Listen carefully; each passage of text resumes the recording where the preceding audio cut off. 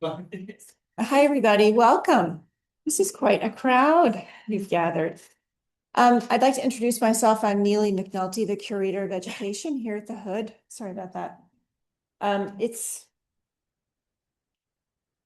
my pleasure to introduce today's speaker, Emeline Moss. So I've had the pleasure of, yes.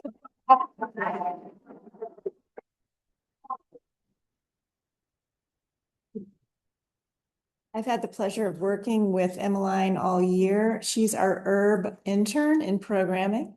And over the years, she has planned a number of programs with her co-conspirator, Sarah Shelton, right there. Yeah, who's already been through this herself. And the two of them have planned programs for students, and they've supported education department programs as well.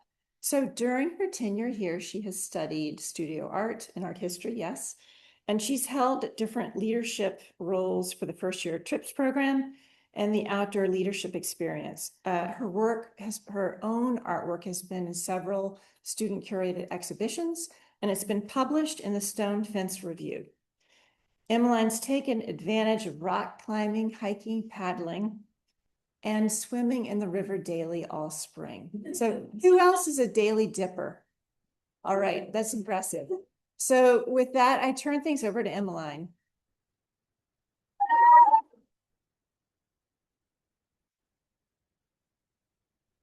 Hi guys. Thank you, Neely, for the wonderful introduction, and thank you all for being here. First off, I would like to thank the Hood Museum for giving me this incredible opportunity to work as an intern and curate my very own exhibition. This whole process has truly been a highlight of my senior year. I would especially like to thank Neely, Christy, Amelia, Beth, Randall, Sue, Ryan, Allison, Isabel, Lori, Emery, Matthew, my fellow interns, and everyone else along the way for helping me out with every part of this rewarding process and helping me bring my ideas and exhibition to life.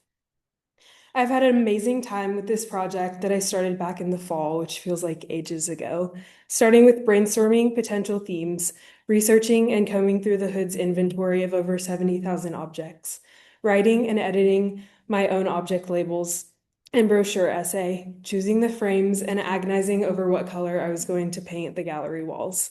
And let me just say, there are hundreds of different shades of light gray blue to go through. All that to say, it was such a rewarding experience, and I am so proud of the outcome, and am excited for you all to go up and see my show. As I just mentioned, the process of curating a space for dialogue begins with brainstorming potential themes. I was pretty intimidated by this part of the process because there were hundreds of different directions I could have taken and thousands of amazing artworks to choose from. But I really came into this process thinking autobiographically about things that were important important to me and were through lines in my own life, but also art and ideas that everyone else can connect to and take at least a little something away from. I eventually landed on the idea of shared meals and the power and importance of the table, hence a seat at the table. Before I jump into the pieces in my show, I want to talk a little bit about why this topic is so important to me.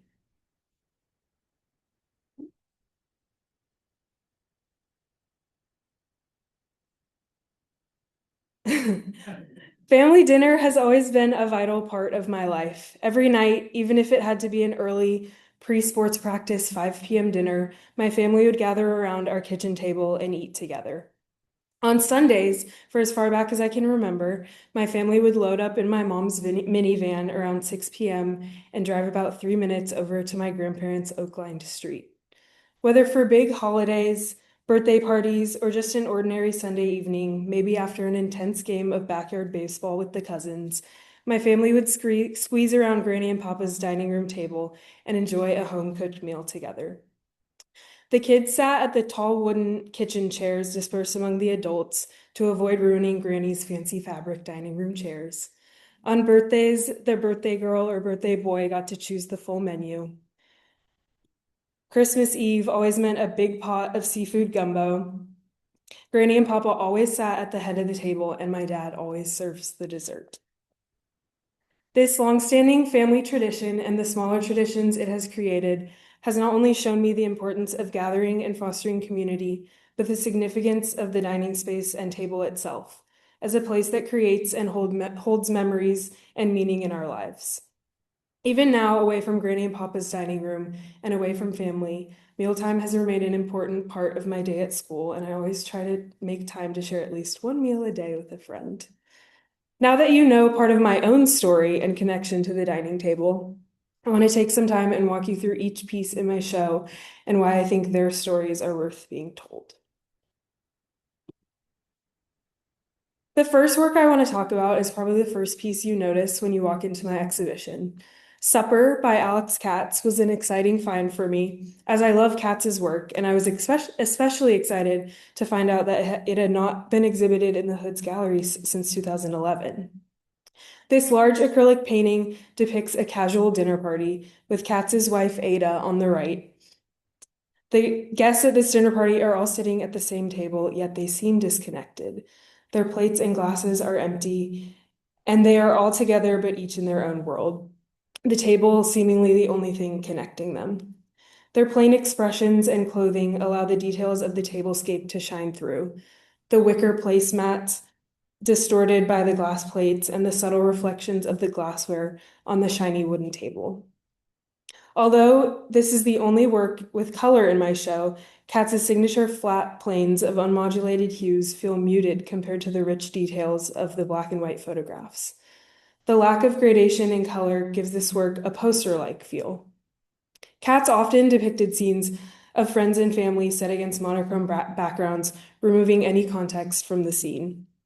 His interest in the American vernacular tradition of depicting casual, everyday scenes, along with this removal of outside context, allows us to impose our own experiences onto this painting. What do shared meals look like for us? The offset dining table with a fourth unoccupied place setting further invites us into Katz's world, asking us to take a seat at the table. Although the Katz piece is by far the largest in my exhibition, dominating the east wall of the Gutman Gallery, the smaller black and white photographs are packed with emotion and details telling important stories of the community, connection, and the table. Next is the only other non-photograph in my show, an eerie lithograph by John Stockton de Martelli, an American artist known for his regionalist style, which rose to popularity during the Great Depression, and for telling stories of American life in the American folk tradition, expressing hope and strength in the face of adversity.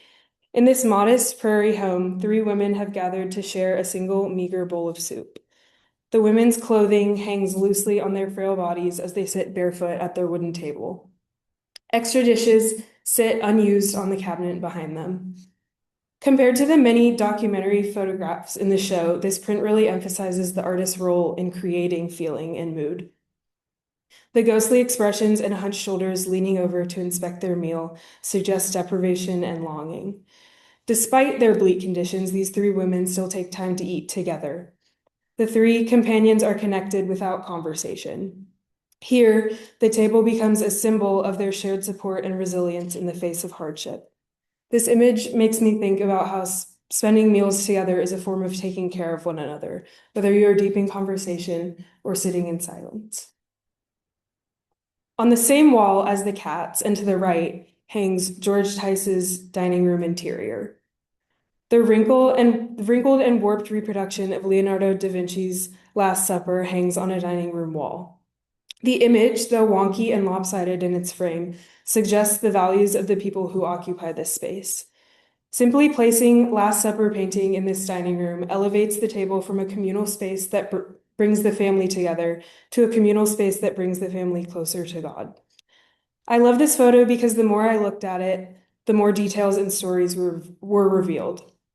Not until I viewed the print in person did I notice the small crooked crucifix on the wall to the left of the framed image, hidden among the ivy on the wallpaper. As you will find out when you head upstairs and read my wall label, the original Last Supper by Leonardo da Vinci was painted in a monastery's refectory or a room for shared meals. And this image is a testament to the table serving as a huge cultural anchor across time. Hanging above Tice's photograph is Family Saying Grace at the Table, United States, by Ken Heyman. This image displays order and calm, mindful energy. Although we do not know what the dynamics of this family are outside the photograph, we know from the energy of the image that they value this time in their day. Despite this table setting being situated in a room with older, scuffed walls, the table is set with a pristine white tablecloth and a full table setting for each child. The table was set with care because this is a tradition and ritual that this family values. This piece also brings up ideas of labor and preparation, of the time spent cooking and preparing the food, setting the table, and gathering the family to sit down together. The large table dominates the tiny kitchen space, and the large family, 9 children in total, fills in every empty space along the table. My favorite parts of this image are the small moments you notice the longer you look. The yawning baby in the mother's arms, the 2 boys on the left exchanging a sneaky glance during the family's blessing, the children's plates full and perfectly portioned while their parents' plates remain empty. While the image is full of information, there is still a lot we don't know. What is the significance of saying grace in this family? Is it religious devotion, habit, or simply a time of reflection? The next 3 pieces are hung in a cluster catty corner to this photograph. Here, a family's celebration meal after participating in the marching band for the local Saints' Day festival, Petralia Soprano Sicily, Italy. A small gelatin silver print by Leonard Freed that packs a big punch, expressing the candid, raw emotion of a family gathered around the table. In contrast to the quiet, calm energy of the family from the last photo, we can feel the chaos and the lively energy of this family, buzzing with excitement. The 2 younger children have taken off their Sunday best, leaving them only in their underwear and best church shoes, while the woman on the left serves the family drinks as she pulls out a chair to join them at the table. After a day already celebrating together at a local parade, this family chooses to spend even more time with one another. A warm glow enters the room through the thin curtains on the right, illuminating the crowded tablescape, creating an inviting and familiar atmosphere. This family is full of energy, but also feel relaxed and comfortable with each other. The room is not only filled with life, but the room is their life, showing details of how they live and how much time they spend here. A small wooden airplane sits atop the cabinet on the back wall, next to 2 religious icons, and a lace doily hangs up to dry.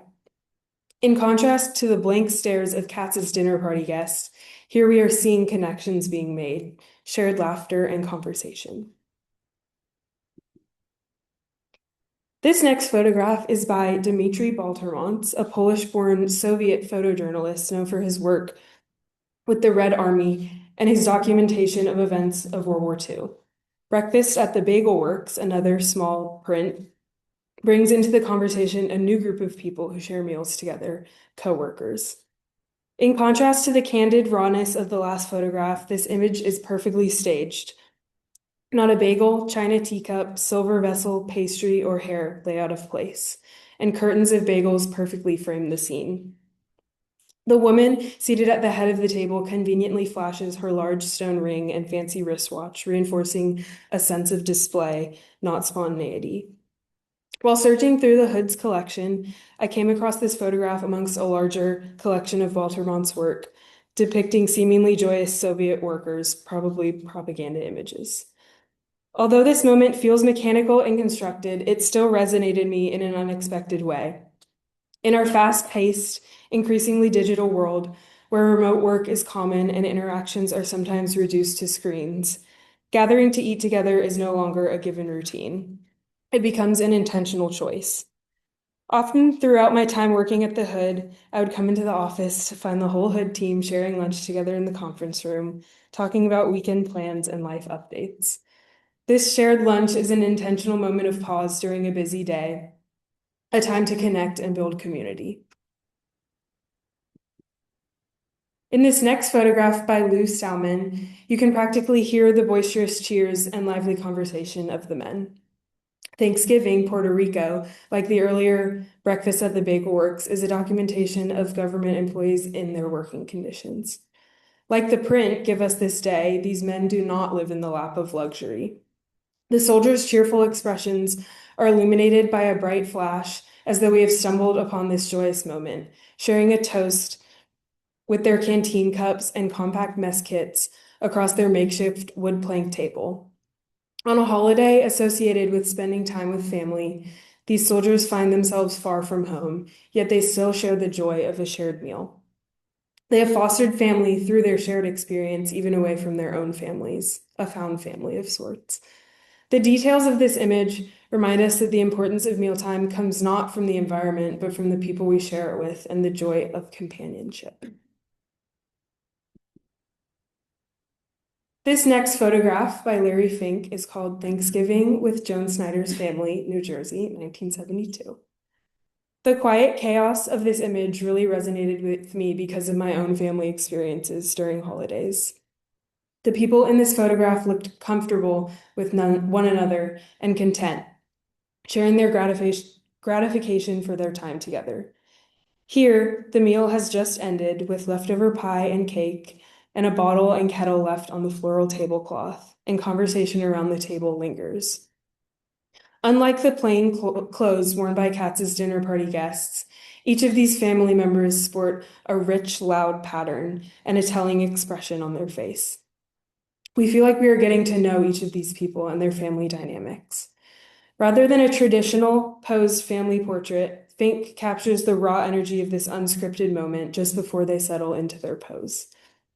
This family's experience is narrated through the expressions and body language of the people who occupy this table and space. These images of more formal family gatherings on holidays like Thanksgiving, document the formation of concrete family memories. They're images that hold a lot of weight. The rich details of the family's patterned clothes and the remnants of a successful holiday meal swirl around the centered woman, settling on her stillness, allowing us to reflect on the importance of these experiences.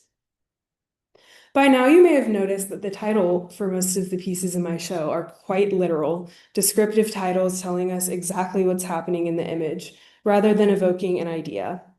Dining room interior, supper, family saying grace at table, United States, and Thanksgiving with Joan Snyder's Family, New Jersey, 1972.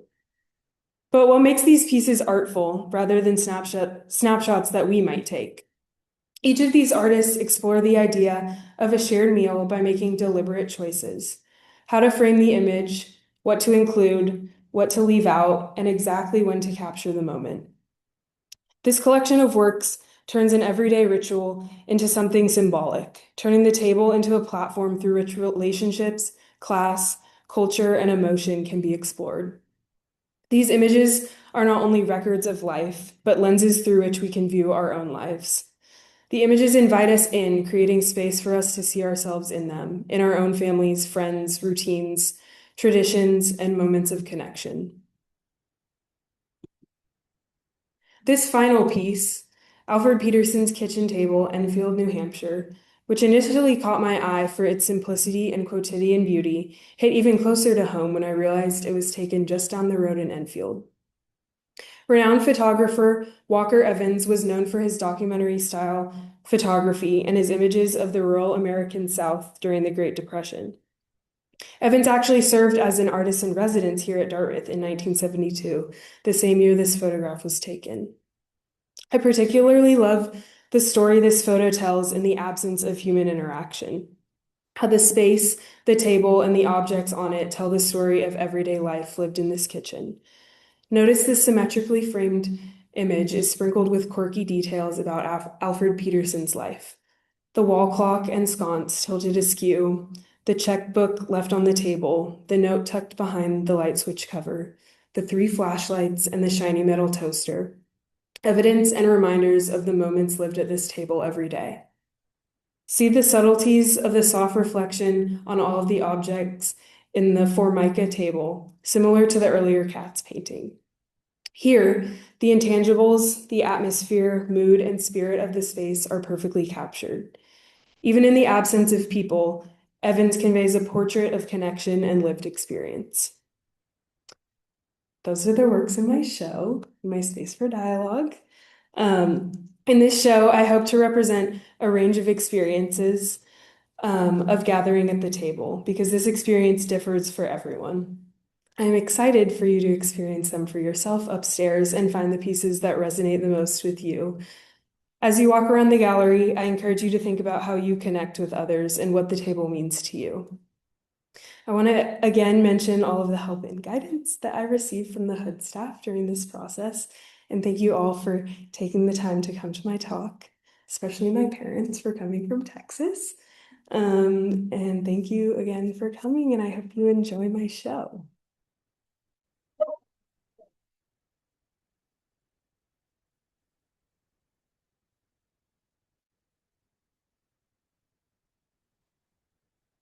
And if anyone has any questions. Yes.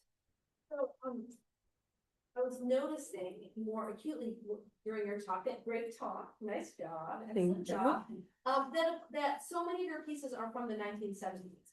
And I wondered if you had thought about that or reflected on that or have any kind of comment on why things seem to cluster around that decade. I feel like I did notice that they all kind of came from that era, but I hadn't really thought that much about why. I feel like that was a time when kind of the classic family and family dinner were important aspects of people's lives. But yeah, no, I hadn't really reflected on that as much. It's a nice visual coherence. Yes. And when I was whittling down the pieces, there were a lot more images of this subject than I expected.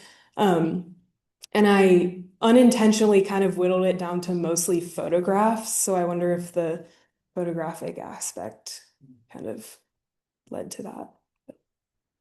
Yes, Claire. I know that you're taking a photography and sculpture class right now. And I was wondering whether working on this project and this theme and like thinking about like the framing and everything has like influenced your own photography and art in any way or not. Just wondering.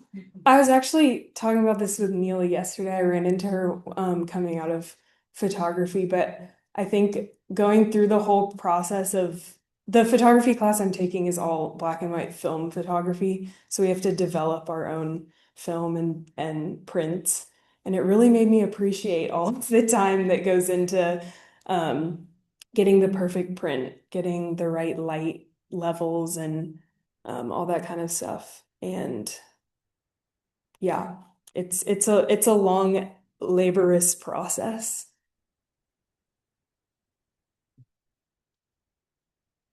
Yes, Madeline. Oh. Hmm. I feel like no, I feel like coming up with the theme was the part that stressed me out the most. But then once I kind of landed on that, I had a lot of fun combing through all of the pieces that the hood has. And then kind of choosing which I thought told the most important stories. And I feel like whittling down my inventory kind of also helped me hone in on a more specific parts of this theme. So I think the research and choosing my objects is my favorite part. Yes, Dad. Did you go through the inventory digitally or? Yes. Okay. But once I picked my pieces, I got to go see them in person. And then I kind of cut down more based on that. Andrew? Were there any pieces that you ended up finding that you like really like ended up getting really attached to and like just had to lose it last second, but Yeah, once I was kind of like going through the layout with our exhibition designer, we kind of realized that it looked a little cluttered, with too many pieces on the wall because it's a smaller gallery. So I ended up cutting, I think, maybe two more pieces, which was kind of a difficult process, but kind of like looking at which themes went together and how they were laid out in the gallery helps with that. Sarah? What's your favorite thing that you learned through this whole process, either about the work or yourself or your taste, anything in particular? I feel like thinking about this aspect of my life that has been so important to me for so long, through the eyes of other artists really kind of made me realize how important it is to me. And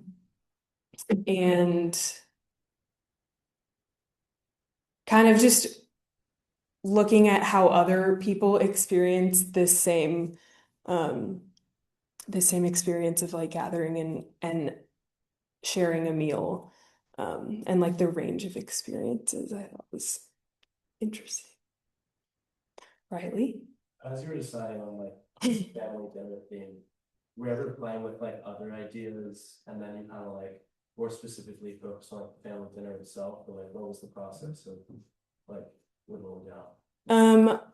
I think at the I was just trying to think of something that was important to me but that would also be relatable to a lot of people, because that is my favorite kind of art, is things that I can kind of take things away from and relate to. I think originally I was thinking about doing something to do with food, but then I kind of shifted more towards the table and gathering, which still has aspects of food, but it felt more meaningful than my initial idea. Aaliyah? I was wondering if you could elaborate a little more on the last piece that you showed. I think it's a really important outlier in your show, but you keep talking about the family at the dinner table, and there's no family, so I'm wondering a little more about your process. This one, and then the one of the Last Supper hanging on the wall. I just thought they were interesting, how you could learn so much from a space without the people in it. I feel like, at least for me growing up, like the kitchen had so much personality and told so much about how we lived our lives, even when we weren't there. So yeah, I thought it was an interesting addition to my theme, and an interesting comparison to the rest of the pieces, which are overwhelmingly larger groups of people. Neely?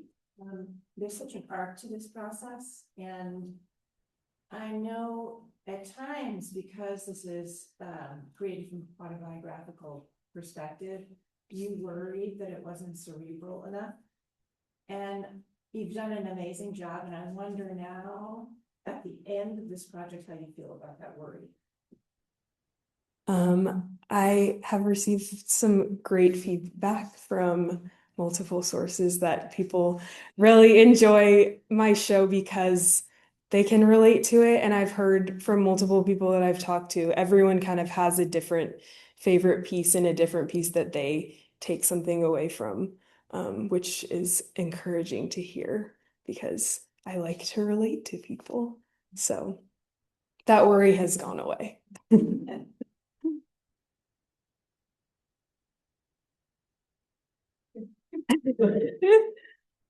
Yes. I wonder if after the show and all the photograph, you have more questions about the theme that for me is such an interesting important theme in our society. The idea of gathering together around a table that I think, like you say really well, it happened more in the past than now. And what are the consequences for our society? Then after you finish the show, did you ask yourself, oh, I wonder maybe why I don't have more photographers or art in the 2000s or 2020s about this thing? What did you wonder about this show? I mean, I feel like I touched on this a little bit, but I definitely have been thinking about, like, now, especially with new technology, kind of this want to eat together and to spend time together is kind of pushed aside sometimes, and everything is so fast paced now. But yeah, I do wonder about where this tradition is going to go, especially in the future. Hopefully it endures, but